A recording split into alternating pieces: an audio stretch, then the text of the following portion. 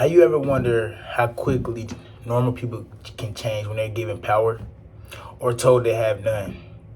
What if being assigned a role like a guard or a prisoner could completely change someone's behavior in just a few days? This is exactly what happened in one of the most famous and controversial physiology studies ever conducted, the Stanford Prison Experiment. The Stanford Prison Experiment was conducted in 1971 by physiologist Philip Zimbardo at Stanford University. The goal was to study how people behave when they are placed into roles of authority and submission inside a simulated prison environment.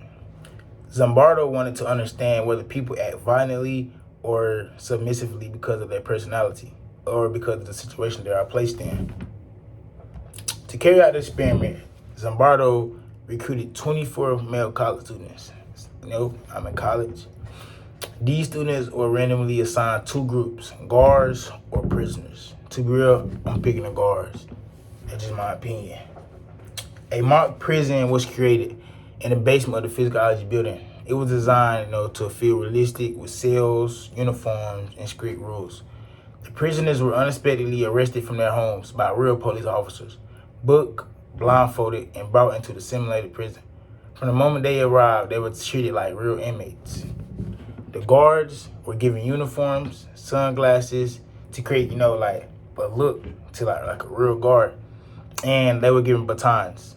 They were instructed to maintain order, but were not told exactly how to behave. At first, everything seemed controlled, but very quickly, things began to change. The guards started becoming more aggressive and more trying to take over, trying to take control of the guards. Control of the prisoners. But you got to think about it, but they were all college students, though. They were all college students. So they used punishments, humiliation, strict control tactics. Some even invented harsh rules and treated prisoner cruelty. Meanwhile, the prisoners became stressed, emotionally distressed, anxious. Some broke down mentally and some became passive or submissive. Others showed extreme emotional reactions. The situation escalated so quickly that the experiment was supposed to last 2 weeks, had to be stopped just after 6 days. The results shocked researchers. It became clear that ordinary people can adopt extreme behaviors when placed in certain roles and environments. The guards were naturally cruel people, and the prisoners were naturally weak, but the situation influenced their behavior in powerful ways.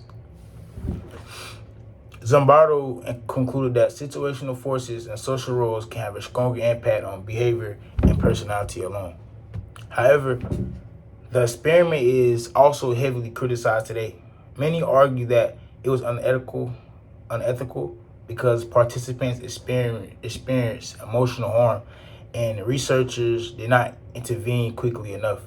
Despite this, the study became extremely influential in physiology. It is still used today to teach about authority, power, comfortability, and how social environments shape behavior. It also changed how physiologists think about ethical standards and experiments.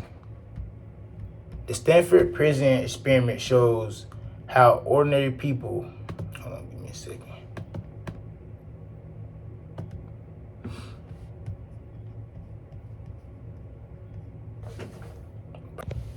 The Stanford Prison shows how quickly ordinary people can change when placed into powerful social roles. It raises an important question.